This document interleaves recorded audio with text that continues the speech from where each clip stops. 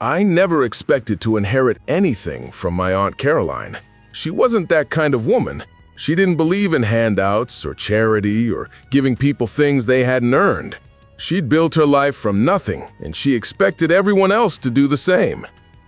So when the lawyer called and told me I'd been named in her will, I was shocked. When he told me I'd been named as the sole beneficiary of her entire estate, a house worth $500,000, investments, savings accounts, everything, I knew something was wrong. I was sitting in my small apartment when I got that call. It was a Tuesday morning in March, and I'd just gotten home from my shift at the hospital where I work as a nurse. I was exhausted, still in my scrubs, heating up leftover pasta in the microwave when my phone rang. "Is this David Morrison?" the voice asked. "Yes, this is David. My name is Richard Hastings. I'm an attorney with Hastings & Caldwell. I'm calling regarding the estate of Caroline Morrison. I understand she was your aunt?" My stomach dropped. "Was? I'm very sorry for your loss. Miss Morrison passed away 2 weeks ago. A heart attack. Very sudden." I sat down heavily on my couch. Aunt Caroline was dead. I hadn't even known she was sick. But then again, I wouldn't have. We hadn't spoken in almost 3 years. "The reason I'm calling," the lawyer continued, "is that you've been named as the primary beneficiary in her will. We need to schedule a time for you to come in and discuss the estate." "I'm sorry, what? There must be some mistake. Caroline and I weren't close. We hadn't talked in years." "Nevertheless, the will is very clear. You're listed as the sole beneficiary. The estate is substantial, approximately $800,000 in total assets." I couldn't breathe. $800,000? It didn't make sense. None of it made sense. "Mr. Morrison, are you still there?" "Yes, I'm here. I don't understand." "These things can be overwhelming. Why don't we schedule a meeting for later this week? I can walk you through everything then." I agreed, set up an appointment for Friday afternoon, hung up the phone, and sat there in stunned silence while my pasta rotated endlessly in the microwave, forgotten. Aunt Caroline had left me everything. The woman who'd barely spoken to me for the last 3 years of her life, the woman who told me the last time we'd talked that I was a disappointment, that I'd wasted my potential, that she expected more from me. That woman had left me $800,000. Something was very, very wrong. I went to that meeting on Friday, sat in Richard Hastings' office, all dark wood and leather chairs and law books lining the walls, and listened as he walked me through the will, the house in the suburbs, the investment accounts, the savings, the life insurance policy. All of it, mine. "Is this her signature?" I asked, looking at the document. "Yes. The will was executed 6 months ago, witnessed and notarized according to Pennsylvania state law." I stared at the signature. It looked like Aunt Caroline's handwriting, looping and precise, but something about it felt off. Too perfect, maybe. Too careful. "Did you meet with her when she signed this?" I asked. Hastings hesitated just for a second, but I caught it. "Actually, no. The will was prepared by my partner, James Caldwell. He's semi-retired now. Miss Morrison was one of his longtime clients." "So you never actually spoke to my aunt about this will?" "No, but Mr. Caldwell assures me everything was handled properly." I looked at the document again, looked at my name, typed there as the sole beneficiary, and I felt that sick feeling in my stomach grow stronger. "I'd like to speak with Mr. Caldwell." "Of course, I can arrange that." But when I called Caldwell's office the following week, his secretary informed me that he was on an extended vacation in Europe, wouldn't be back in for another month. "Could someone else help me?" "No," I said. "I'd wait." In the meantime, I started asking questions. I called my cousin Jennifer, Aunt Caroline's daughter from her first marriage. We'd never been close. She was 10 years older than me and lived in California. But surely she'd know about the will. Surely Caroline would have left something to her own daughter. David? Jennifer sounded surprised to hear from me. Is everything okay? I don't know. Have you heard about Aunt Caroline? Silence. Then, you mean about her dying? Yeah, I flew out for the funeral 2 weeks ago. Where were you? I didn't know. Nobody told me. Oh. Her voice went cold. Well, there wasn't much of a service anyway. Just me and a few of her friends from the Historical Society. Jennifer, did you know about the will? What will? Caroline's will. The lawyer says she left her entire estate to me. Everything. I'm the sole beneficiary. The silence on the other end of the line was deafening. Jennifer? That's impossible, she said finally. Her voice was shaking. That's absolutely impossible. My mother would never cut me out. Never. We talked every week. I took care of her. I flew out twice a year to visit. You didn't even speak to her. I know. That's why I'm confused. That's why I'm calling. Something doesn't add up. You're damn right something doesn't add up. Jennifer's voice rose. My mother had dementia, David. Did you know that? For the last year of her life, I called Richard Hastings back immediately. Did you know Aunt Caroline had dementia? I demanded as soon as he answered. I'd heard she'd been having some memory issues, yes. Memory issues? She had dementia. Her daughter says she was barely coherent toward the end. How could she have signed a legal will in that condition? Mr. Morrison, I understand your concern, but the will was properly witnessed and notarized. Unless you have evidence of fraud or undue influence, I think someone forged my name on that will, I said. The words came out before I'd fully formed the thought, but as soon as I said them, I knew they were true. I think someone created a fake will, forged Caroline's signature, and used my name as the beneficiary. That's a very serious accusation. I know, and I want it investigated. I want to know the truth. Even if the truth means you lose an $800,000 inheritance? I thought about that, about what that money could mean. My student loans paid off, a down payment on a house, financial security I'd never had. But I also thought about Aunt Caroline, about her sharp mind and her pride and her fierce independence, about how she would have hated being taken advantage of, about how she would have wanted the truth no matter what it cost. Yes, I said, even if it means losing everything, I want to know the truth. And that's how it started. That's how I ended up digging into my aunt's past, into secrets she'd kept buried for decades, into a web of lies and manipulation that went deeper than I could have ever imagined. The truth didn't set anyone free. It destroyed everything, but it was still the truth. And someone had to uncover it. To understand what happened with Aunt Caroline's will, I need to tell you about who she was, about the woman she'd been before dementia took her mind, about the family she came from and the life she built.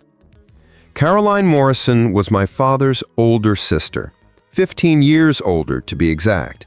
By the time my dad was born, Caroline was already a teenager, already helping raise him because their mother had died in childbirth.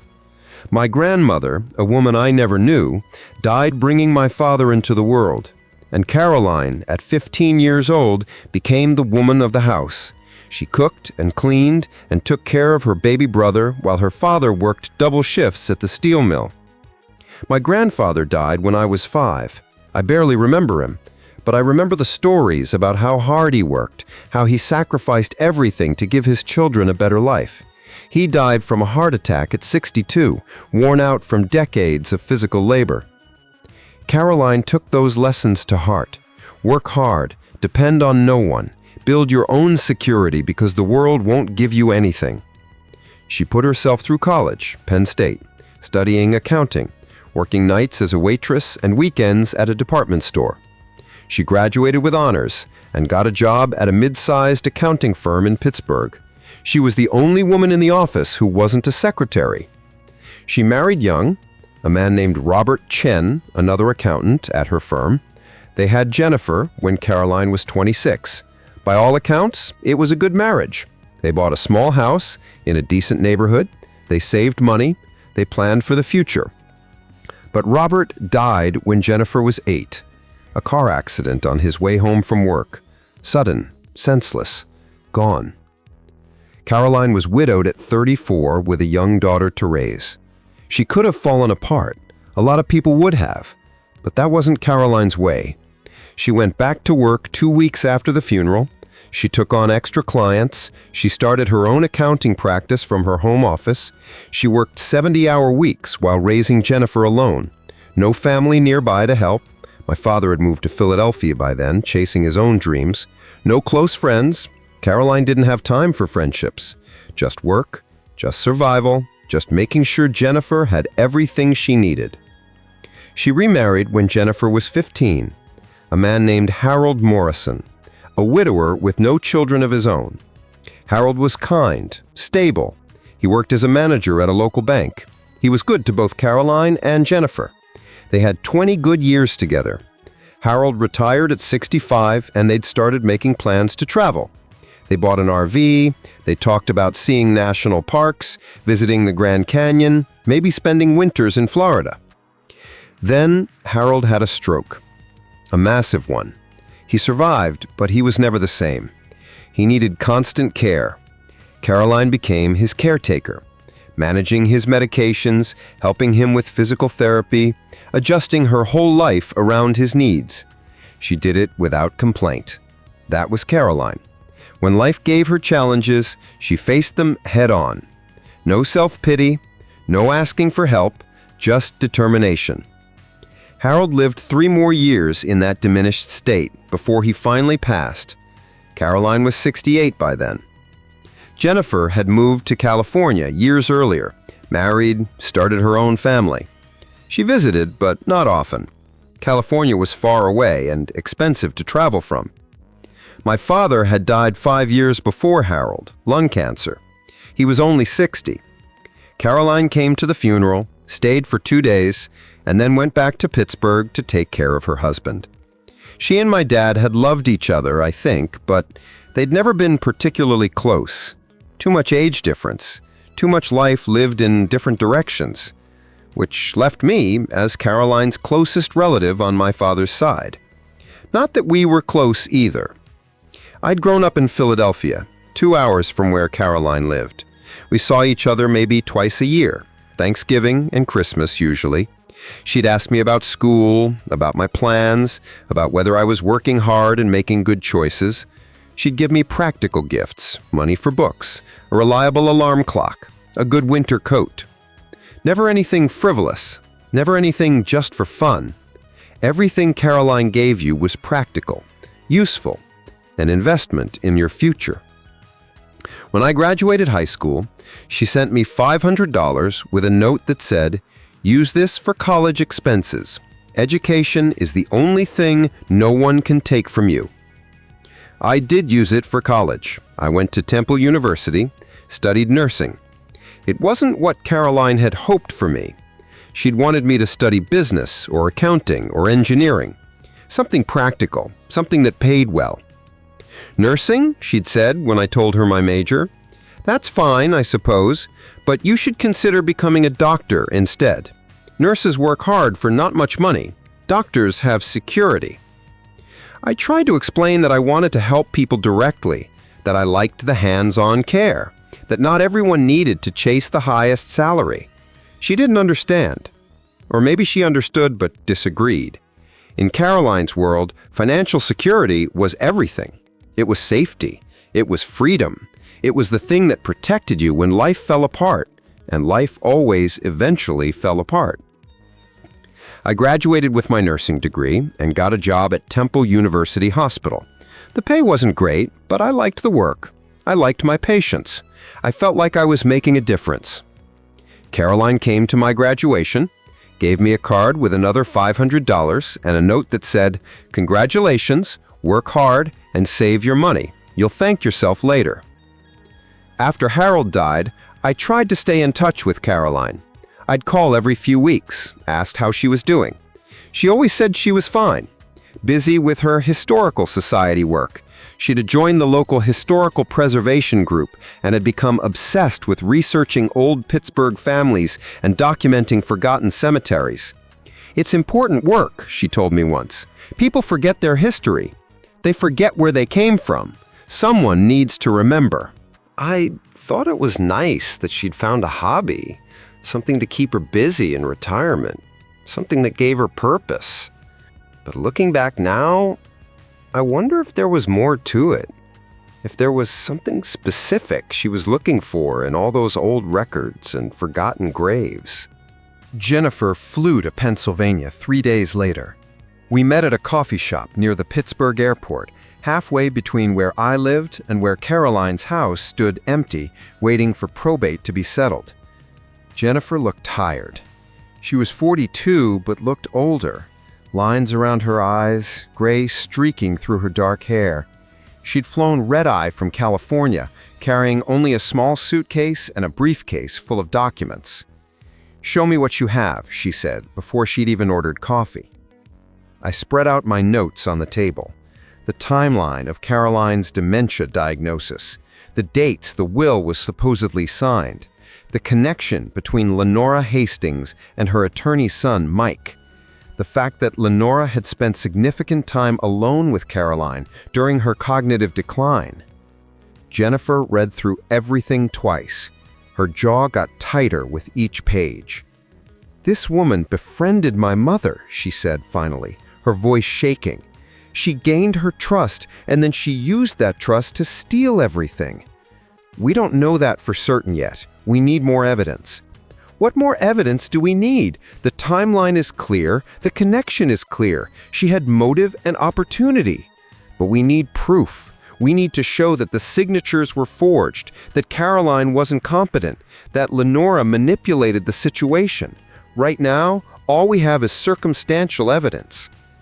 Jennifer slammed her hand on the table. "Then let's get proof. Let's talk to this Lenora woman. Let's talk to her son. Let's make them explain how a woman with advanced dementia suddenly decided to cut out her own daughter and leave everything to a nephew she hadn't spoken to in years. We should hire a lawyer first, someone who specializes in estate law, someone who can guide us through this properly." "With what money? I can't afford an expensive lawyer, David. I'm a teacher. I live paycheck to paycheck.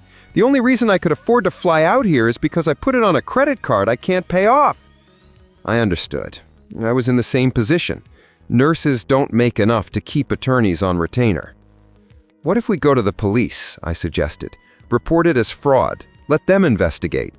"And how long will that take? Months? Years? Meanwhile, this woman and her son are spending my mother's money, selling her house, liquidating her accounts. By the time the police do anything, there won't be anything to recover." She was right. I knew she was right. But I also knew that confronting Lenora directly could backfire, could give her time to cover her tracks or destroy evidence. "Let me make some calls first," I said. "Let me see if I can find out more before we do anything." Jennifer didn't like it, but she agreed. She checked into a budget hotel near Caroline's house and told me to call her the moment I learned anything. I started with the home health aide, Marcia Devlin. I found her through the agency Caroline had used, explained that I was Caroline's nephew, that I was trying to understand her final months, and that I had some questions about her care. Marcia agreed to meet me at a diner the next afternoon.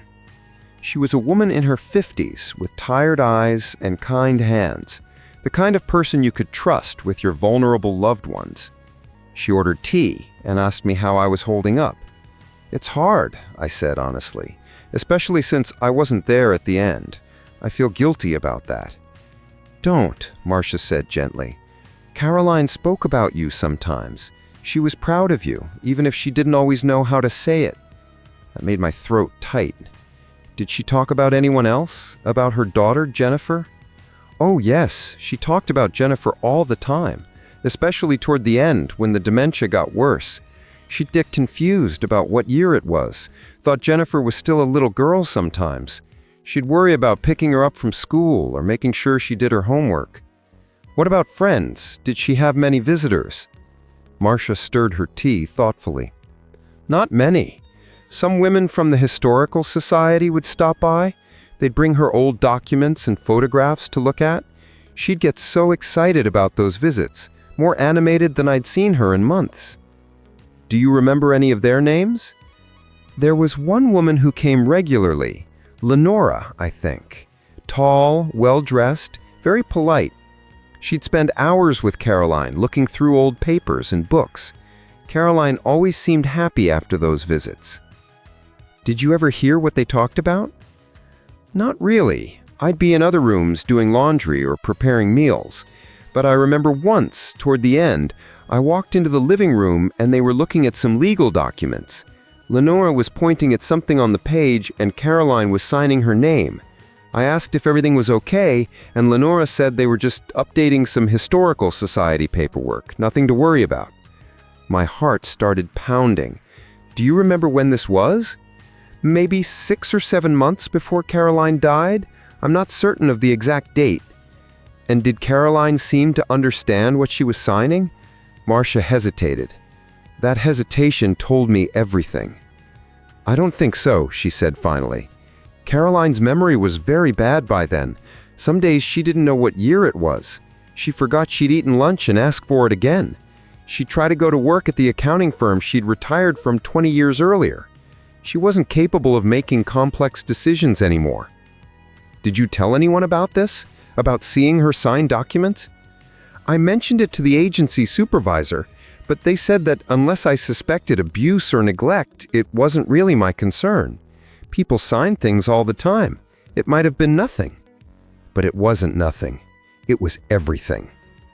I thanked Marcia for her time, asked if she'd be willing to make a statement to that effect if it became necessary.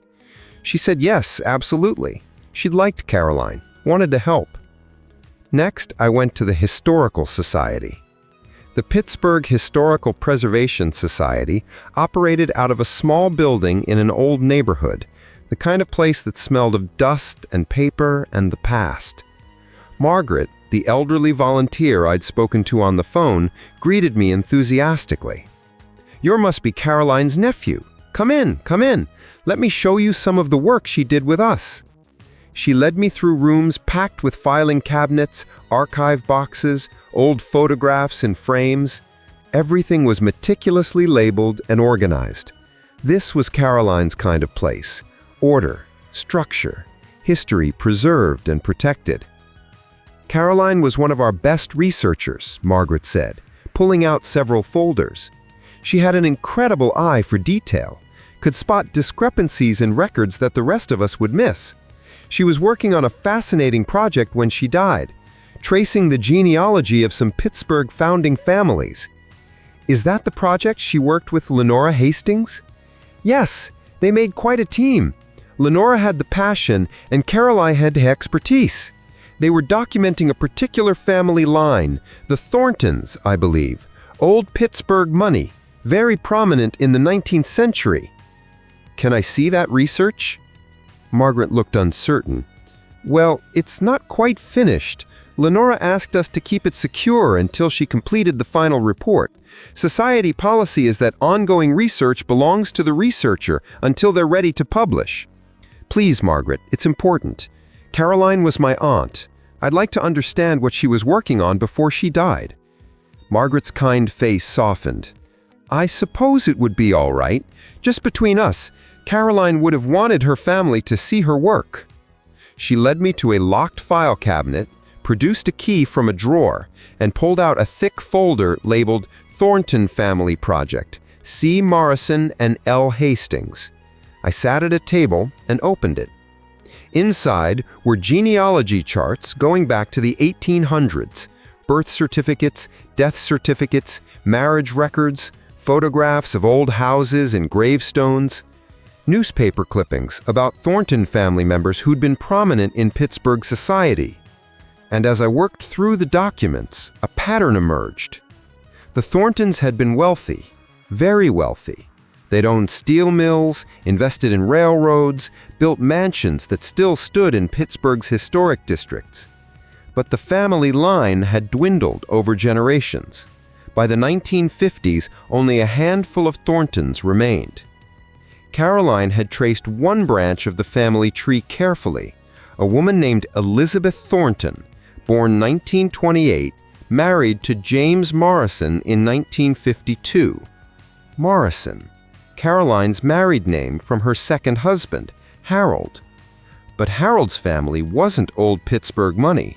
They were working class, immigrants from Eastern Europe, no connection to the Thorntons. Unless I flipped through more documents, found a birth certificate. Elizabeth Thornton, died 1955. No children listed. But there was something paperclipped to the back of the death certificate.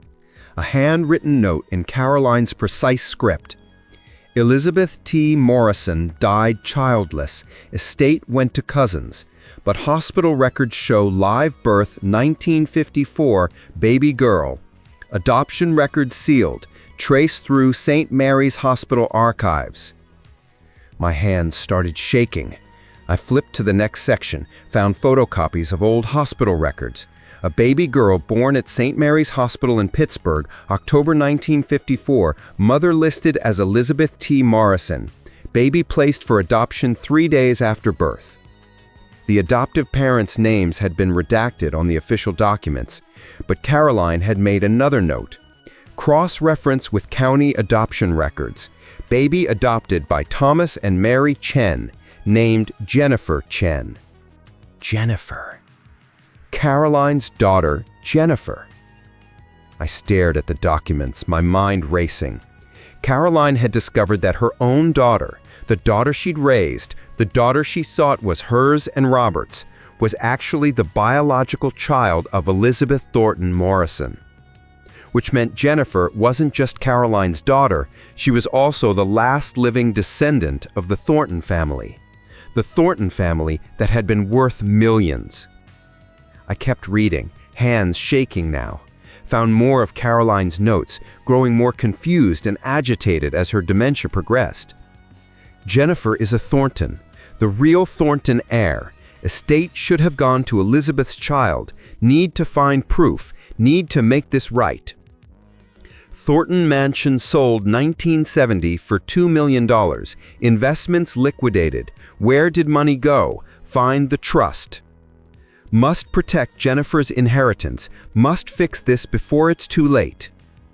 And then, in shakier handwriting, dated just 7 months before Caroline's death, Lenora helping. She found the trust documents, says she can help Jennifer claim what's rightfully hers. Thank God someone understands. I felt sick. Lenora hadn't been helping Caroline. She'd been manipulating her, using Caroline's deteriorating mind and her desperate desire to secure Jennifer's inheritance against her. But why put my name on the will instead of Jennifer's? That didn't make sense. Unless I flipped to the last section of the folder, found documents that made my blood run cold.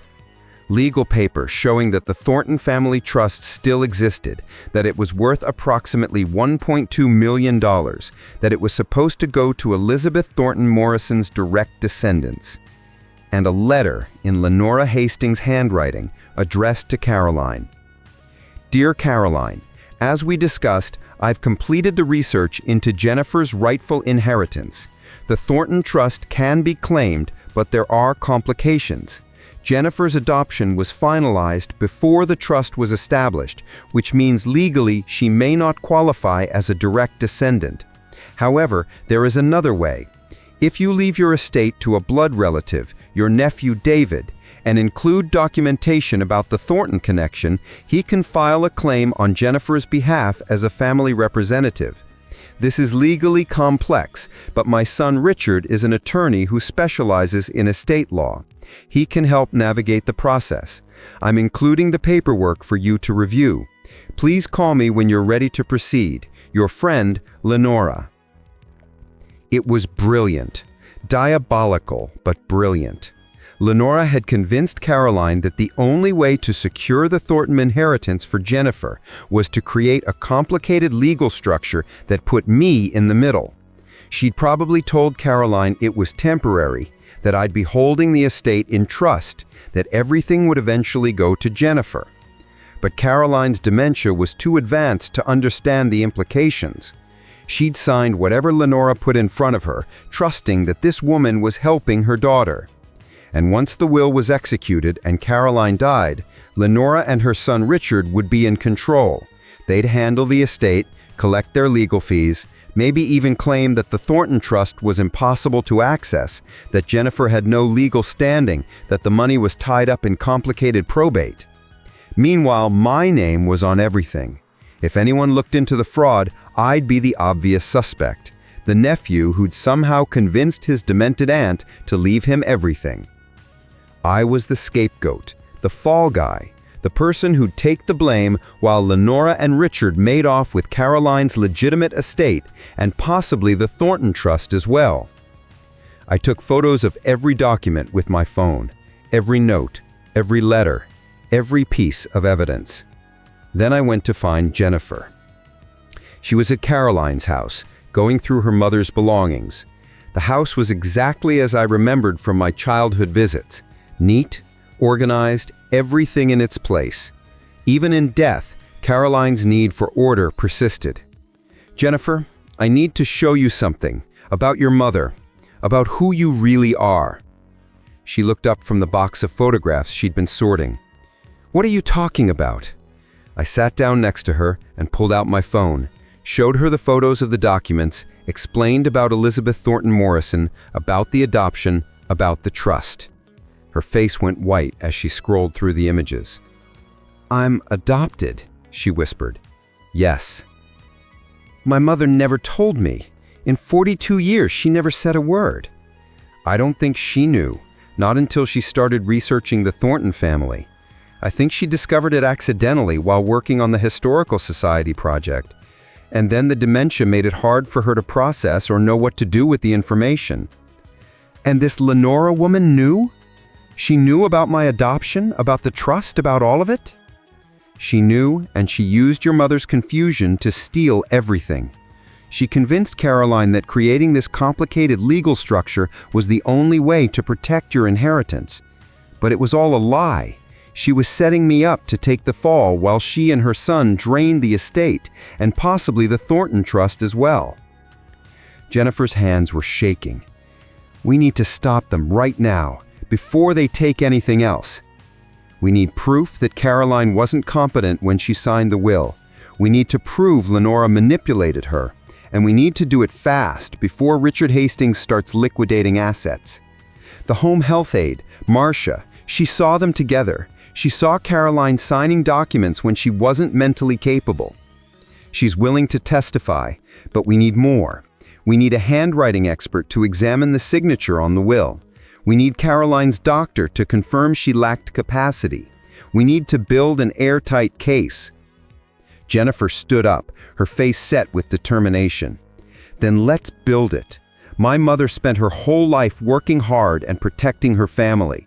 I'm not going to let some con artist steal what she built, and I'm not going to let them use you as a scapegoat." "What about the Thornton Trust? Do you want to pursue that? You might be the rightful heir." Jennifer looked at the photographs spread across the coffee table. Photos of her childhood. Her mother smiling. Her father, Robert Chen, holding her as a baby. "I don't know," she said quietly.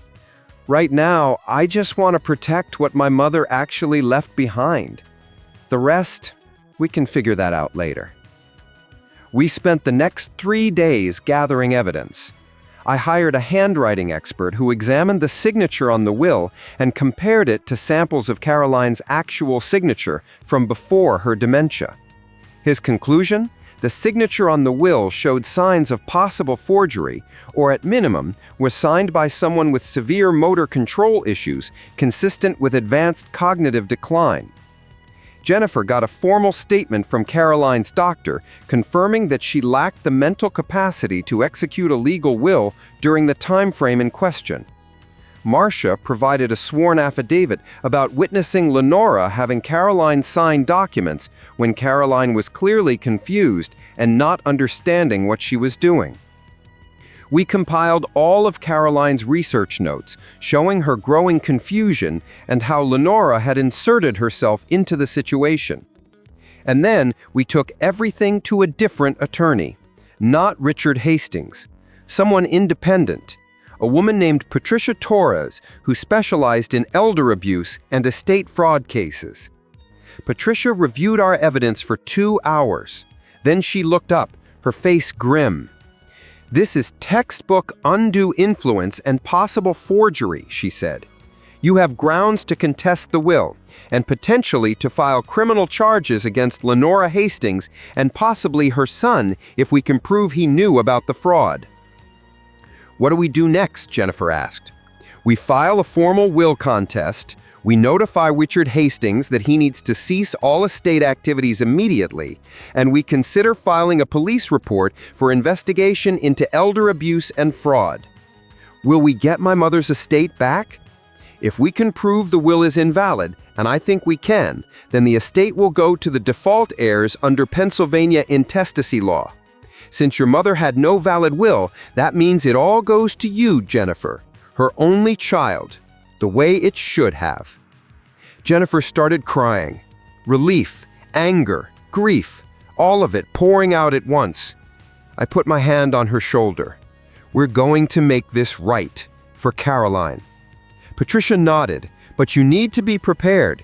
The Hastings are going to fight this. They have a lot to lose, and they may come after both of you, trying to discredit your claims or even suggesting you're the ones who manipulated Caroline." "Let them try," I said. "We have the truth on our side." But I didn't realize how ugly the truth could get, or what other secrets would come spilling out once we started digging into Lenora Hastings' past.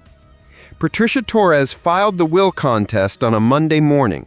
By Monday afternoon, Richard Hastings had called me 6 times. I didn't answer. On Tuesday, he showed up at my apartment. I opened the door to find him standing there in an expensive suit, his face tight with barely controlled anger. "Mr. Morrison, we need to talk." "I don't think we have anything to discuss. My attorney will handle all communication from now on." "Your attorney is making very serious accusations against my mother and me. Accusations that are not only false, but potentially libelous." "Then I'm sure you won't mind when the court investigates and proves they're false." His jaw clenched. "You're making a terrible mistake. That will was properly executed. My partner, James Caldwell, met with your aunt personally. Everything was done according to Pennsylvania law." "Then produce James Caldwell. Let him testify to that. Oh, wait, he's conveniently out of the country and unreachable, isn't he?" "He's on a planned vacation. For 2 months? Right when questions are being raised about a will he supposedly witnessed? That's quite the coincidence." Richard stepped closer. His voice dropped. "Listen to me carefully. If you pursue this, I will destroy you. I will prove that you manipulated your aunt, that you forged her signature, that this entire will contest is a desperate attempt to cover up your own fraud. By the time I'm done, you'll be facing criminal charges." "Get off my property," I said quietly. "You have no idea what you're dealing with. My mother spent months caring for Caroline, listening to her, helping her with her research. Caroline wanted you to have her estate. She told my mother that explicitly. Jennifer abandoned her years ago. Jennifer called her every week. Jennifer flew out twice a year to visit. Jennifer was the one who arranged for Caroline's medical care when the dementia got bad. Don't you dare say she abandoned her mother. Then why did Caroline change her will? Why did she specifically choose to leave everything to you instead of her own daughter? Have you asked yourself that? Maybe because Jennifer didn't deserve it. Maybe because Caroline saw something in her daughter that disappointed her." I started to close the door. Richard put his hand out to stop it. "One more thing," he said. "Drop this case and I'll make you an offer. $200,000, cash. We'll quietly settle, you'll withdraw your contest, and everyone walks away. Keep pushing this, and you'll spend everything you have on legal fees and end up with nothing." I'd rather have nothing than build my life on a lie. I shut the door in his face. But his visit had shaken me. Not because I believed his threats, but because of what he'd said about Caroline's disappointment in Jennifer. That struck a nerve. Had Caroline really felt that way? Had she been hurt that Jennifer lived so far away, that she'd built a life in California rather than staying close to home? I called Jennifer that night and told her about Richard's visit. She was quiet for a long moment. Then she said, "My mother and I had a complicated relationship. I won't pretend we didn't. When I moved to California after college, she was angry. She wanted me to stay in Pittsburgh, get a job nearby, be available to help her with Harold when he got sick. But I needed space. I needed to build my own life, not just be an extension of hers." I understood that. Caroline had shown up at my graduation. She'd sent those cards with practical gifts and practical advice. She'd cared, even if she didn't know how to express it in the way that other people did. "Richard is going to try to use that against you," I said. "He's going to paint you as the distant daughter who didn't care. Let them try. I have phone records, emails, plane tickets. I can document every visit, every call, every time I was there for her. Can he document his mother's intentions? Can he prove Caroline actually understood what she was signing?" She had a point. Patricia called the next morning with news. "I've been doing some digging into Lenora Hastings' background," she said, "and I found something interesting. This isn't the first time she's been involved with an elderly person's will." My stomach dropped. "What do you mean?" 3 years ago, another historical society member, a woman named Dorothy Price, died and left a significant portion of her estate to Lenora. Dorothy's children contested the will, claiming undue influence. The case was settled out of court for an undisclosed amount. The settlement included a confidentiality clause. So Lenora has done this before. It's possible.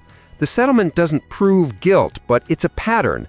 I'm trying to get in touch with Dorothy Price's children to see if they'll talk to us off the record. And Richard Hastings, was he involved in that case too? His firm handled the estate, but he wasn't listed as the primary attorney. That was James Caldwell. James Caldwell, the mysterious partner who is always conveniently unavailable. Patricia, I need to ask you something. Is it possible that James Caldwell doesn't exist? That Richard created a fake partner to sign documents? She was quiet for a moment. That would be incredibly bold and incredibly stupid. It would mean automatic disbarment and criminal charges if discovered. But is it possible? Let me look into it. I'll check with the Pennsylvania Bar Association, see if there are any records of James Caldwell practicing law in this state. She called back 2 hours later. "David, James Caldwell does exist. He's a real attorney, licensed in Pennsylvania since 1987. But here's the thing. He retired 4 years ago, filed official retirement papers with the bar. He's not supposed to be practicing law at all, let alone executing wills." My heart raced. So if James Caldwell retired 4 years ago, he couldn't have met with Caroline 6 months ago to witness her will. Exactly, which means either Richard Hastings forged James Caldwell's signature on the will documents, or James Caldwell came out of retirement to do this one specific task, which seems highly unlikely. We need to find James Caldwell. We need him to testify that he never met with Caroline. I'm working on it. He lives in Florida now. I've left messages at his home number and with his family. So far, no response. While Patricia tracked down James Caldwell, Jennifer and I decided to confront Lenora directly. We found her at a historical society event, a fundraising dinner at an old mansion that had been converted into a museum. She was there with a group of other volunteers, laughing and sipping wine, looking elegant in a navy dress and pearls. She saw us coming, and her smile froze. "Jennifer," she said carefully, "and David, what a surprise." "We need to talk," Jennifer said, "privately." Lenora glanced around at the other guests. "This isn't really the time now," I said firmly. She excused herself and led us to a quiet corner near the coat check. "I assume this is about your mother's will," Lenora said, her voice cool. "I think that's incredibly disrespectful to Caroline's wishes. My mother had dementia. She wasn't capable of making decisions about her estate. You knew that. You took advantage of her vulnerability. That's a lie. Your mother was perfectly lucid when we worked together. Really? The home health aide says otherwise. The doctor says otherwise. My mother's medical records say otherwise. Lenora's face hardened. Your mother was a brilliant woman who happened to have some memory problems. That doesn't mean she couldn't make decisions about her own property. You convinced her to leave everything to a nephew she barely spoke to instead of her own daughter. Why would she do that unless you manipulated her? Perhaps because her daughter abandoned her. Perhaps because you were too busy with your California life to bother visiting. Jennifer flinched. I saw the words hit home. You're a liar, I said. You used Caroline's research into the Thornton family to manipulate her. You convinced her this elaborate will was the only way to protect Jennifer's inheritance, but it was all a scam to steal the estate for yourself. Lenora's eyes narrowed. I have no idea what you're talking about. The Thornton Trust, the adoption records, Elizabeth Thornton Morrison, ring any bells? For just a second, something flickered across Lenora's face. Surprise, fear, but she recovered quickly. Carolyn and I researched many Pittsburgh families together. The Thorntons were one project among many. A project that revealed Jennifer was adopted, that she was the biological daughter of Elizabeth Thornton and potentially heir to a substantial trust. You knew that. You saw an opportunity. This is absurd. I'm not going to stand here and listen to these accusations. She started to walk away.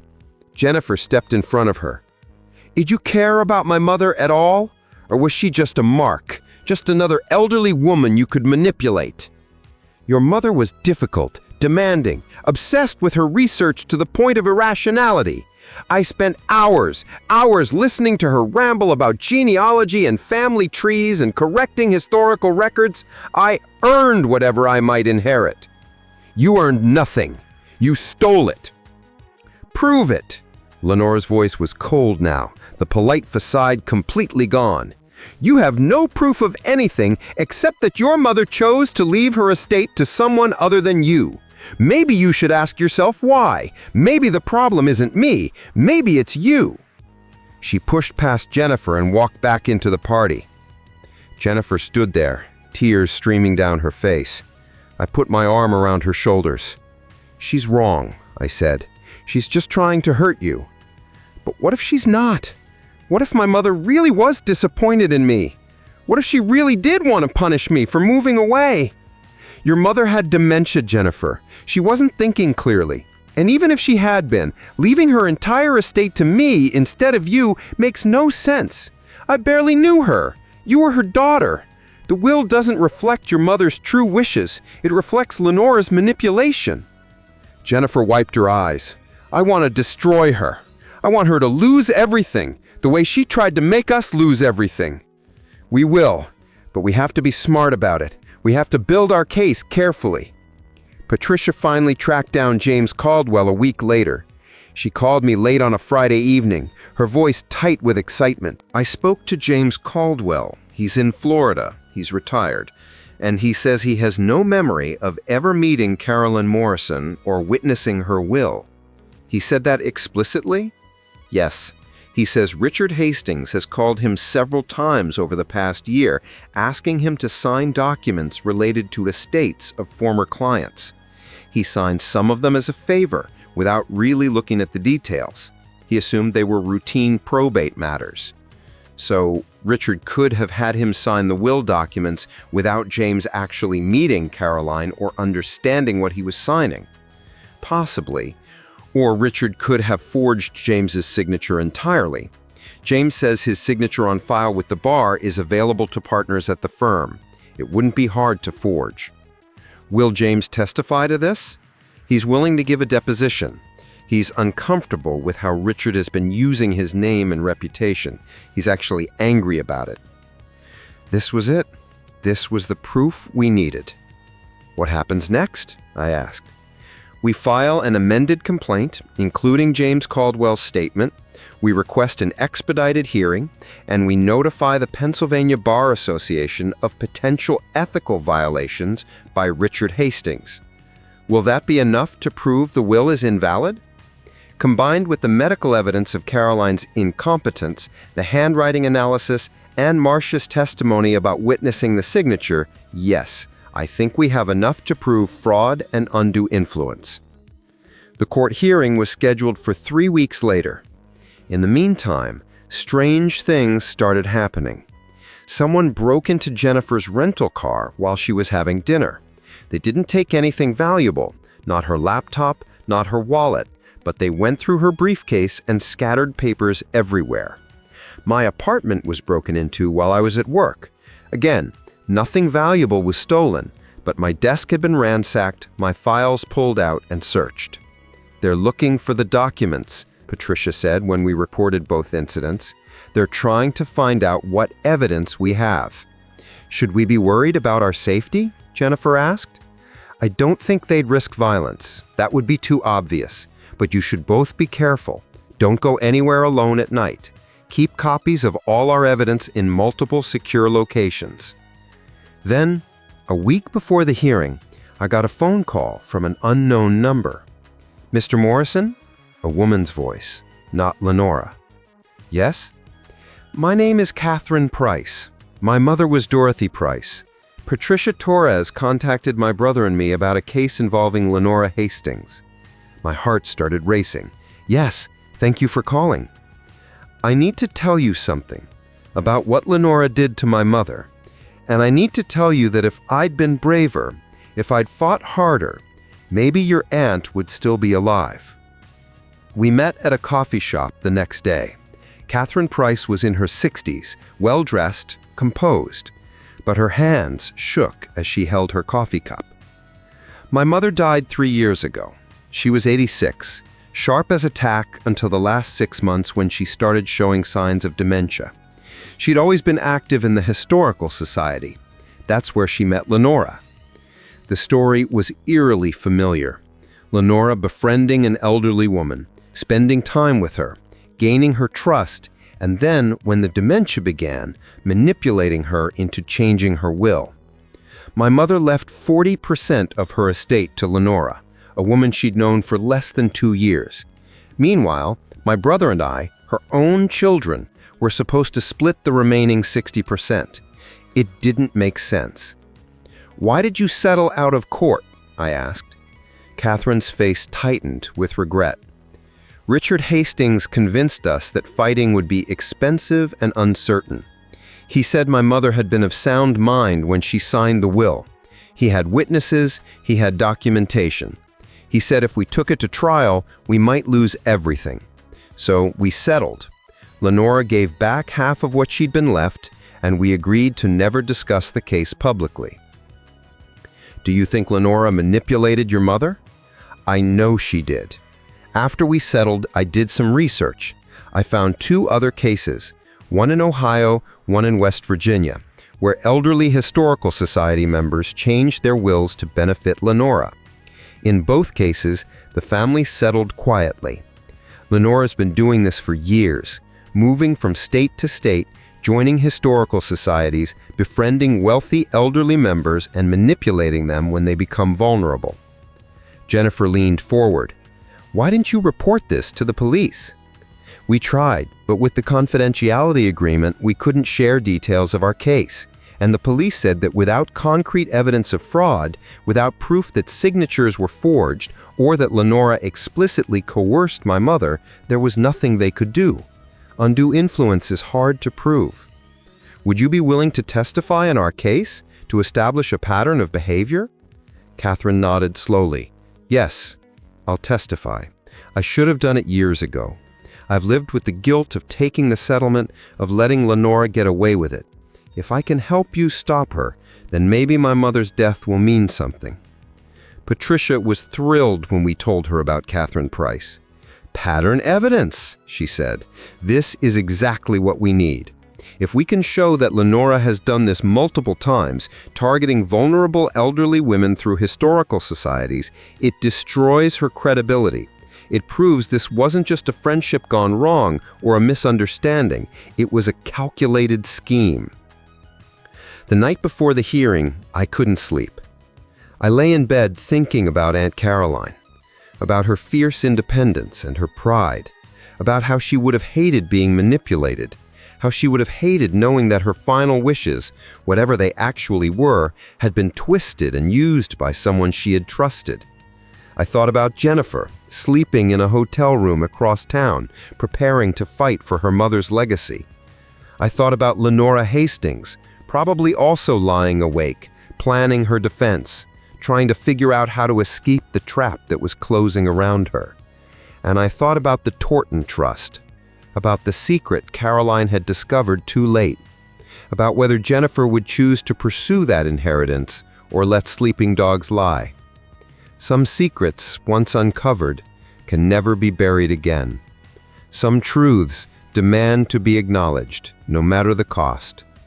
Tomorrow, in that courtroom, all of Caroline's secrets would come to light. All of Lenora's schemes would be exposed, and one way or another, the truth would win. I just hoped the truth wouldn't destroy us in the process. The courtroom was smaller than I'd expected. Just a simple room with wooden benches, a judge's bench at the front, and fluorescent lights that hummed quietly overhead. Nothing dramatic, nothing like you see in movies, just a plain space where the truth would be weighed and measured. Jennifer and I sat on one side with Patricia Torres. Across the aisle, Richard Hastings sat with two other attorneys from his firm. Lenora sat behind them, perfectly composed in a gray suit, her face showing nothing. The judge was a woman in her 50s, named Judge Margaret Okonkwo. She'd reviewed all the pretrial briefs and evidence submissions. Now she looked at both sides with tired, knowing eyes. "This is a will contest," she began.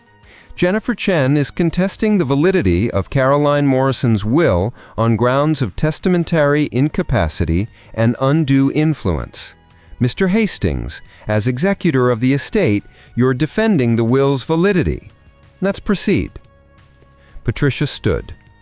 "Your Honor, we'll demonstrate through medical evidence, witness testimony, and pattern evidence that Caroline Morrison lacked the mental capacity to execute a valid will and that she was subject to undue influence by Lenora Hastings, who deliberately targeted Mrs. Morrison during her cognitive decline." Richard Hastings stood. "Your Honor, this contest is nothing but a disappointed heir's attempt to overturn her mother's clearly expressed wishes. Caroline Morrison was of sound mind when she executed her will, and she had good reasons for structuring her estate as she did." The hearing lasted all day. Patricia called Caroline's doctor first. Dr. Raymond Chen, no relation to Jennifer, testified about Caroline's dementia diagnosis, her progressive cognitive decline, and his professional opinion that she would not have had the capacity to understand complex legal documents during the period when the will was supposedly executed. "In my medical opinion," Dr. Chen said, "by the time this will was signed, Mrs. Morrison was experiencing moderate to severe dementia. She would have had difficulty understanding the consequences of her decisions. She would have been susceptible to suggestion and manipulation." Richard Hastings cross-examined aggressively. "But doctor, isn't it true that dementia patients have good days and bad days? That they can sometimes be lucid and clear-thinking?" "Yes, that's true in early stages, but Mrs. Morrison's dementia was progressive and accelerating. By the time in question, her lucid moments would have been rare and brief." "But possible?" "Theoretically possible, yes, but highly unlikely." Next came Marcia Devlin, the home health aide. She testified about witnessing Lenora having Caroline sign documents when Caroline was clearly confused. "Mrs. Morrison asked me 3 times in one afternoon who I was," Marcia said. "She thought she was her daughter Jennifer as a child. She was looking for her husband Harold, who'd been dead for 2 years.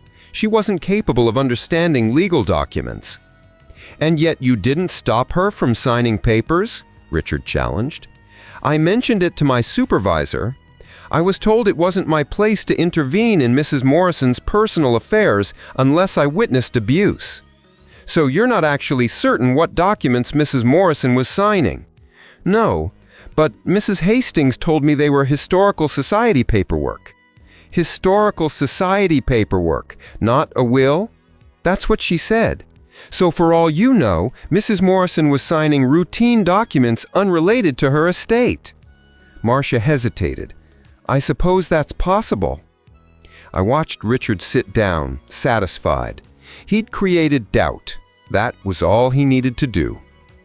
Then Patricia called the handwriting expert, a man named Dr. Paul Richardson, who specialized in forensic document examination. He'd analyzed Caroline's signature on the will against samples of her actual signature from various periods of her life. The signature on the will shows characteristics consistent with either forgery or signing under conditions of severe motor impairment, Dr. Richardson testified. The tremor patterns are inconsistent with Mrs. Morrison's normal signature. The pressure points are wrong, and there are hesitation marks suggesting the signer was being guided or coached. Could these characteristics also be explained by the natural effects of aging? Richard asked on cross-examination. Possibly, but combined with the other evidence of cognitive decline, my professional opinion is that this signature is questionable at best. Your opinion, doctor, not a certainty. Handwriting analysis is rarely absolute, but I would say with reasonable professional certainty that something was wrong when this document was signed. The testimony continued through the afternoon. Patricia introduced Caroline's research notes about the Thornton family. The notes showed her growing confusion, her desperate desire to protect Jennifer's potential inheritance, and most importantly, Lenora's increasing involvement in suggesting solutions. These notes show that systematically Lenora inserted herself into Caroline Morrison's thinking, Patricia argued. She identified a vulnerable woman with cognitive decline, discovered information about a potential inheritance through the Thornton Trust Fund, and then manipulated Caroline into believing that this convoluted will was the only way to protect her daughter. Then came the bombshell. Patricia called James Caldwell via video conference from Florida. James appeared on the screen in the courtroom, an elderly man with white hair and kind eyes. He was sworn in remotely. Mr. Caldwell, did you meet with Caroline Morrison to witness her will? Patricia asked. No, I did not. A murmur went through the courtroom. But your signature appears on the will as a witness. Can you explain that? Richard Hastings sent me several documents over the past few years asking me to sign as a witness to various estate matters. I trusted him. We'd been partners for many years. I signed the documents without reviewing them carefully. I assumed they were routine. I had no idea he was using my name to validate wills I'd never actually witnessed. Richard Hastings was on his feet immediately. Your Honor, James Caldwell is retired and his memory is not reliable. He's confused about which documents he signed. I am not confused, James said firmly from the screen. I never met Caroline Morrison. I never witnessed her signature. And I'm angry that my name and reputation were used to legitimize a document I never saw. Judge Okonkwo held up her hand for silence. Mr. Hastings, we'll hear your defense, but right now Mr. Caldwell is testifying. Sit down. Richard sat, his face pale. Finally, Patricia called Catherine Price. Catherine testified about her mother, Dorothy, about Lenora's pattern of befriending elderly historical society members, about the suspicious will that left 40% of Dorothy's estate to a woman she'd known for less than 2 years. My mother had early dementia when she changed her will, just like Caroline Morrison, and Lenora Hastings was there, spending time with her, isolating her from family members who might question her influence, and manipulating her into making decisions she wouldn't have made in her right mind. Your Honor, Richard interrupted, the Price case was settled years ago with a confidentiality agreement. This testimony violates that agreement. The confidentiality agreement prevents us from discussing settlement terms, Patricia countered. It doesn't prevent us from testifying about the underlying facts in a separate legal proceeding. Ms. Price has every right to tell her story. Judge Okonkwo nodded. I'll allow it. Continue, Ms. Price. Catherine described Lenora's methods, the slow cultivation of trust, the isolation from family members who might question her influence, the manipulation during periods of confusion and vulnerability. Lenora Hastings is a predator, Catherine said, her voice shaking. She targets elderly women through historical societies. She identifies those who are wealthy and beginning to show signs of cognitive decline. She befriends them, gains their trust, and then manipulates them into changing their wills. My mother was one victim. Caroline Morrison was another. And unless she stopped, there will be more. When Catherine stepped down, the courtroom was silent. Then it was Richard Hastings' turn to present his defense. He called character witnesses who testified about Lenora's dedication to historical preservation. He presented emails between Lenora and Caroline showing a genuine friendship and shared research interests. He argued that Caroline had been unhappy with Jennifer for moving to California and that the will reflected that disappointment. Caroline Morrison made her choices, Richard argued. Maybe they weren't the choices her daughter would have wanted. Maybe they seem unusual to outside observers, but they were her choices, made freely, and they should be honored. He didn't call Lenora to testify. That was telling. If she took the stand, Patricia would eviscerate her on cross-examination. Finally, Richard called me. I walked to the witness stand, was sworn in, and sat down. Richard approached with a smile that didn't reach his eyes.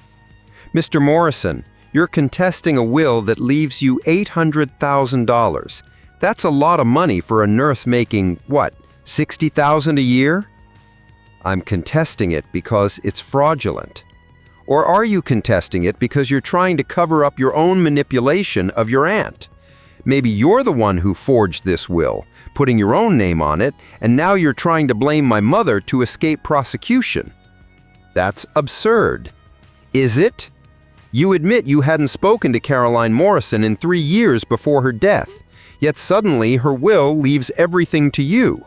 How do you explain that? I can't explain it. That's why I knew something was wrong. Or maybe you can't explain it because you forged it, and now you're realizing you're going to get caught. Maybe this entire will contest is your attempt to muddy the waters and escape responsibility. Patricia objected. Your Honor, counsel is engaging in pure speculation without any evidence. I'll allow it, Judge Okonkwo said. Mr. Morrison opened himself up to these questions by contesting the will. Richard continued. Isn't it true that you needed money, that you have substantial student loan debt, that you were considering going back to school but couldn't afford it? Yes, I have student loan debt, like most people my age. And $800,000 would solve all your problems, wouldn't it? If I'd wanted the money, I would have kept quiet and taken it. I'm the one who started this investigation. I'm the one who brought in Jennifer. If I'd forged the will, why would I be working so hard to prove it's invalid? Richard smiled. Because you realized you were going to get caught. Because the medical evidence of Caroline's dementia was going to come out. Because you knew that the handwriting analysis would be questioned. So you decided to play the hero, to pretend you were horrified by this fake will, to set up my mother as a scapegoat. It's actually quite clever. That's not what happened. Can you prove that? I looked at him, looked at Lenora sitting behind him, looked at Jennifer in the gallery, her face tight with worry. I can prove I'm telling the truth, I said slowly, because I have nothing to gain from this. If this will is invalidated, everything goes to Jennifer under intestacy law. I get nothing, not a penny. I'm fighting to prove this will is fraudulent, even though it means giving up $800,000. What possible motive would I have for that if I'd forged it myself? Richard opened his mouth, closed it. He had no answer. No further questions, he said. Judge Okonkwo called for closing arguments. Patricia stood. Your Honor, we've proven through medical evidence that Caroline lacked capacity. We've proven through handwriting analysis that the signature is questionable. We've proven through James Caldwell's testimony that the will was not properly witnessed. We've proven through Catherine Price's testimony that Lenora Hastings has a pattern of targeting elderly women. And we've proven through Caroline's own research notes that she was confused and being manipulated. The evidence is overwhelming. This will is invalid. Richard stood. Your Honor, what they've proven is that Caroline Morrison had dementia. That's unfortunate, but not uncommon. Many people with dementia still execute valid wills. They've raised questions about the signature, but questions aren't proof of forgery. They've attacked my mother's character through a settled case that has nothing to do with this matter. And they've failed to provide any direct evidence of coercion or fraud. At most, they've shown that this will is unusual, but unusual isn't invalid. Caroline Morrison made her choices. The court should honor them. Judge Okonkwo looked at both attorneys. I'll take this under advisement. I'll issue a written decision within 30 days. Court is adjourned. The waiting was excruciating. Jennifer stayed in Pennsylvania, afraid to fly back to California in case something happened while she was gone. We met for coffee every few days, both of us anxious and restless. What if we lose? She asked one afternoon. What if the judge decides the will is valid? Then we appeal. We keep fighting. With what money? I'm maxed out on credit cards already. I can't afford to keep doing this. We'll find a way. But I didn't know if that was true. I didn't know if we had the resources to keep fighting if we lost this round. Patricia called 3 weeks later. The judge issued her decision, she said. We won. I closed my eyes with relief. The will is invalid? Completely. Judge Okonkwo found that Caroline lacked testamentary capacity, that there was undue influence, and that James Caldwell's testimony proved the will was not properly witnessed. She's ordering that the estate be distributed according to Pennsylvania intestacy law, which means everything goes to Jennifer as Caroline's only child. What about Lenora? What happens to her? The judge referred the matter to the district attorney's office for criminal investigation. She also filed a complaint with the Pennsylvania Bar Association regarding Richard Hastings' conduct. There will be consequences. I called Jennifer immediately. She cried when I told her. We did it, she sobbed. We protected my mother's legacy. We stopped them. Your mother would be proud of you, I said. She raised you to be strong, to fight for what is right. And that's exactly what you did. The criminal investigation moved quickly once the judge's decision became public. Other families came forward, families who'd suspected Lenora of manipulation but hadn't known how to prove it or hadn't wanted to fight expensive legal battles. The pattern was unmistakable. Over 15 years, Lenora had befriended at least 7 elderly women through historical societies in across 3 states. 5 of them had changed their wills to benefit her. 4 of those had shown signs of dementia or cognitive decline when the wills were executed. The district attorney filed charges against both Lenora and Richard. Elder abuse, fraud, forgery, conspiracy. The list went on. Richard was disbarred. His law license was permanently revoked. His practice collapsed overnight as clients fled and his remaining partners distanced themselves. Lenora's trial was scheduled for 6 months later. Her attorney tried to negotiate a plea deal, but the prosecutor refused. There were too many victims, too much evidence, too much public interest in the case. Jennifer and I both testified at the trial. So did Catherine Price and several other victims' family members. The prosecutor presented the pattern evidence, the medical records, the forged documents. The jury deliberated for less than 3 hours, guilty on all counts. Lenora Hastings was sentenced to 8 years in federal prison. Richard received 5 years. Both were ordered to pay restitution to all the families they had defrauded. I was in the courtroom when the sentences were handed down. I watched Lenora's face as the judge read the verdict. She showed no emotion, no remorse, just cold calculation, probably already planning her appeal. But it was over. Finally, it was over. Jennifer inherited Caroline's estate. After legal fees and expenses, it was worth about $600,000. The house, the investments, the savings, all of it went to Caroline's only child, the way it should have from the beginning. Jennifer sold the house. She couldn't bear to keep it, couldn't separate it from the memories of those final months when her mother had been vulnerable and confused.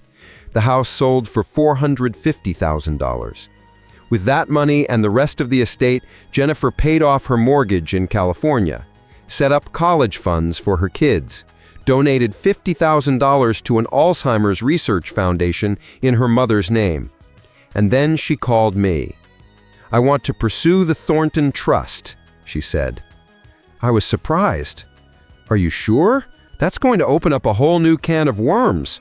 Questions about your adoption, your biological family, your identity?" "I know, but my mother spent her final months researching this. It meant something to her. And maybe she was trying to give me something. Maybe this was her way of providing for me, even if she couldn't do it directly because of the dementia. It's going to be legally complicated. The trust is probably contested by other potential heirs. It could take years." "I don't care. I want to finish what my mother started. I want to honor her research and her memory." So we hired an attorney, not Patricia, who specialized in estate litigation, but someone who handled trust and genealogy matters, a woman named Susan Martinez, who was patient and thorough and genuinely fascinated by the historical puzzle Caroline had uncovered.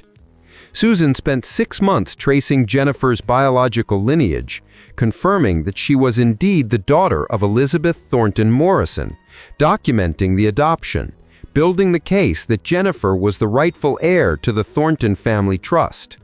It turned out there were other potential claimants, distant cousins who'd also descended from the Thornton family line. But Jennifer's claim was the strongest because she was the direct descendant of the last Thornton who'd held the trust. The other heirs contested. There were depositions and hearings and negotiations, but eventually a settlement was reached. Jennifer would receive 60% of the trust's current value, approximately $700,000. The other heirs would split the remaining 40%. When the check finally came, Jennifer called me again.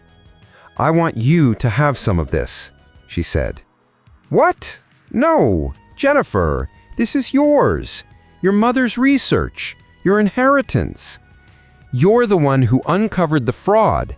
You're the one who pushed for the investigation when I was ready to give up. You're the one who spent time and money and energy fighting for my mother's memory.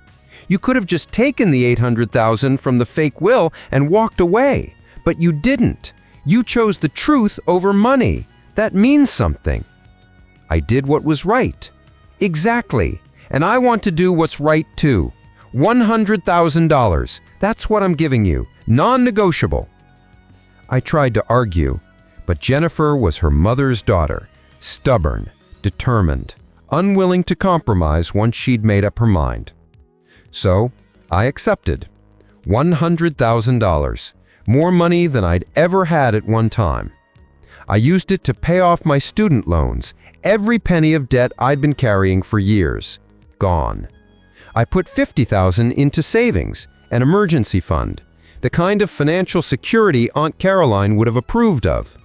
And I used the remaining money to go back to school, to get my nurse practitioner degree, the education I'd been dreaming about but couldn't afford. Caroline would have liked that. Education, investment in the future, practical choices that led to better opportunities. 2 years after Aunt Caroline's death, Jennifer and I stood in front of her grave. It was a cold November morning, the kind of gray Pennsylvania day that made you pull your coat tighter and wish for spring. The cemetery was quiet, except for the wind moving through the bare trees. Caroline's headstone was simple, just her name, her dates, and a single line, "She remembered what others forgot." Jennifer had chosen that inscription. It was perfect. Caroline had spent her life documenting history, preserving records, making sure the past wasn't lost. Even in death, that's how she should be remembered. "I think about her every day," Jennifer said quietly. "I wonder what she would think about all this, about the trial, about the Thornton inheritance, about whether we did the right thing." "You did the right thing," I said.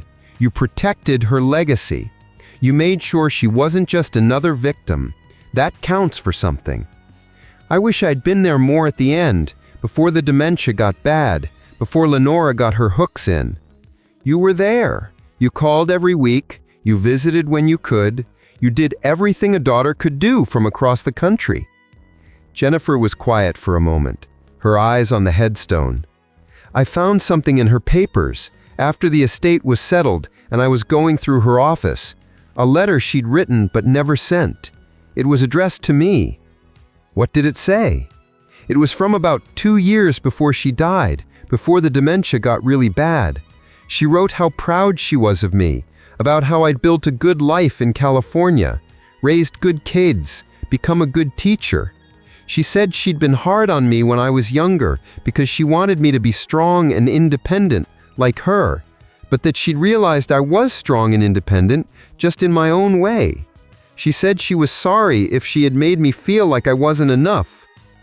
Jennifer's voice broke. Tears slipped down her cheeks. "She never sent it. Maybe she meant to, but forgot. Maybe she was too proud. I don't know. But I have it now.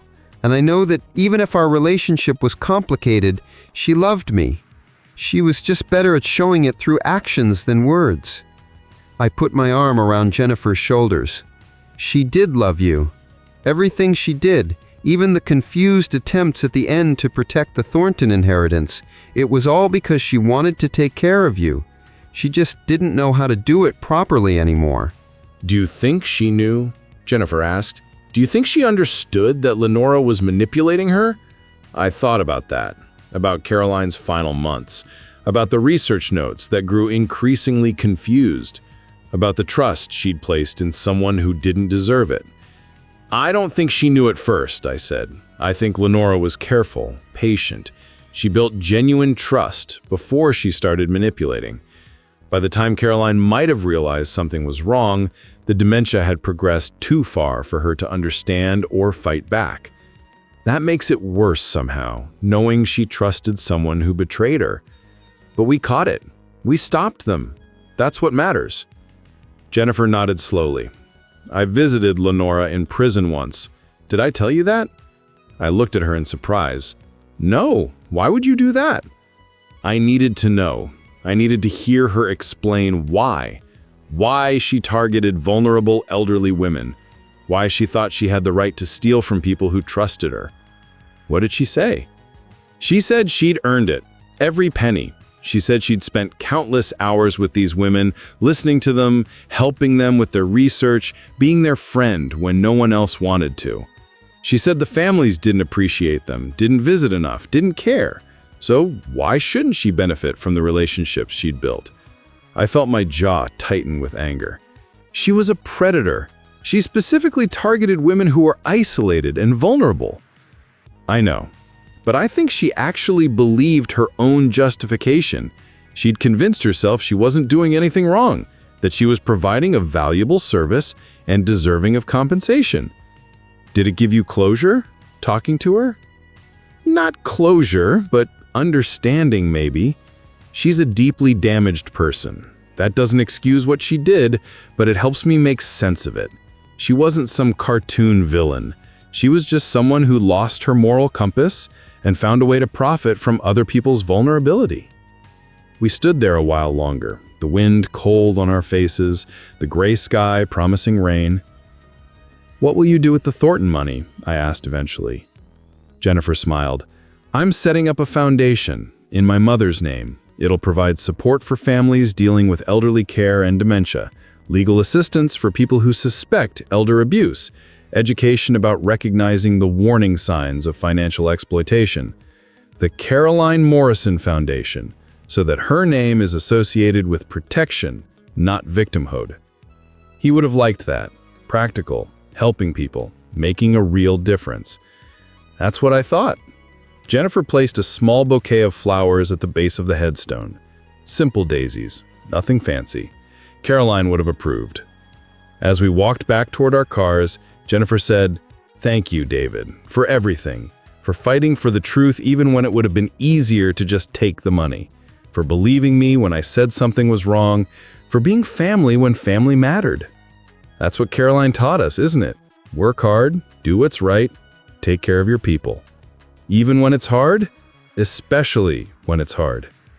I got into my car and watched Jennifer drive away. Then I sat there for a moment, thinking about the past 2 years, about everything we'd uncovered, everything we'd fought for, everything we'd lost and gained. My life was different now. I was in the final semester of the nurse practitioner program. I had no debt, I had savings, I had security, the kind of security Caroline always valued. But more than that, I had clarity about what mattered, about what was worth fighting for. When I'd gotten that first phone call about Caroline's will, I could have just accepted it, taken the money, kept quiet about the suspicions. $800,000 would have changed my life, but it would have been built on a lie, on the exploitation of a vulnerable woman, on the theft of a daughter's rightful inheritance. Some things aren't worth any amount of money. Integrity, truth, justice, the ability to look at yourself in the mirror and know you did the right thing. Caroline taught me that, even if she'd never said it directly. She lived her life according to principles. Work hard, be honest, depend on yourself, build something solid. She lost her way at the end. The dementia had stolen her ability to protect herself, and Lenora Hastings had taken advantage of that vulnerability. But we made it right as we could anyway. I started my car and drove toward home, toward my small apartment that wouldn't be small much longer. I was planning to buy a house once I graduated and started my new job, toward a future that felt more secure than it ever had, toward a life built on truth rather than lies, on hard work rather than theft, on principles that matter. That's what family does. They protect each other. They fight for each other. They choose integrity over convenience, even when it costs them everything. Caroline knew that. She lived it every day of her life right up until the dementia stole her ability to protect herself. And when she couldn't fight anymore, her family fought for her. That's love. Not the easy kind that costs nothing, but the hard kind that demands everything. The kind of love that digs up uncomfortable truths and faces them head on. The kind of love that chooses justice over money. The kind of love that says, I will honor your memory by doing what's right, not what's easy. That's what I learned from this whole terrible experience. That's what I'd carry with me going forward. Some inheritances come in the form of money. Others come in the form of lessons. The lessons last longer, mean more, change who you are in ways that matter. Aunt Caroline left me both. The money helped, but the lessons about integrity, about fighting for truth, about protecting the vulnerable, those were the real inheritance.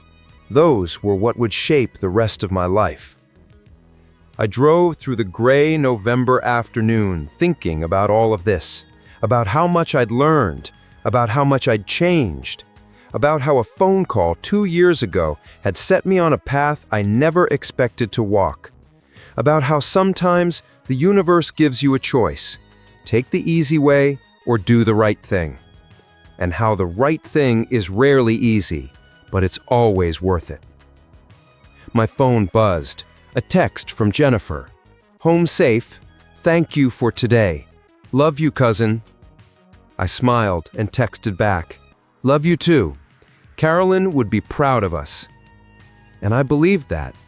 Despite everything, despite the dementia and the manipulation and the fraud and the court battles, Carolyn would be proud that we'd fought for the truth, that we'd protected her legacy, that we'd made sure justice was done. She'd raised us to be strong, to be fighters, to value what mattered. And in the end, that's exactly what we'd been. Strong enough to turn down life-changing money in favor of truth. Brave enough to dig up the past and face what we found there. Determined enough to fight until justice was served. That was Carolyn's real legacy. Not the money or the house or the investments, but the values she'd instilled in the people who loved her. The strength she demanded from us. The integrity she'd modeled, even when life made it hard. She'd spent her life remembering what others forgot, preserving history, documenting truth. And in the end, we'd done the same for her. We'd made sure her story was told correctly. We'd made sure she wasn't forgotten or reduced to just another victim of elder abuse. Carolyn Morrison would be remembered for who she really was, a strong woman who worked hard, loved fiercely in her own way, and built a life of meaning and purpose. And the people who tried to erase that legacy, who tried to steal what she'd built, they were the ones who'd been buried by the truth, by justice, by the determination of a family that refused to let her be forgotten. That's how it should be. That's how Carolyn would have wanted it. Rest in peace, Aunt Carolyn. Your family finished what you started. We protected what you built. We honored your memory in the best way we knew how. By telling the truth, by fighting for justice, by refusing to let your story end with victimhood. You taught us to be strong, and we were, for you.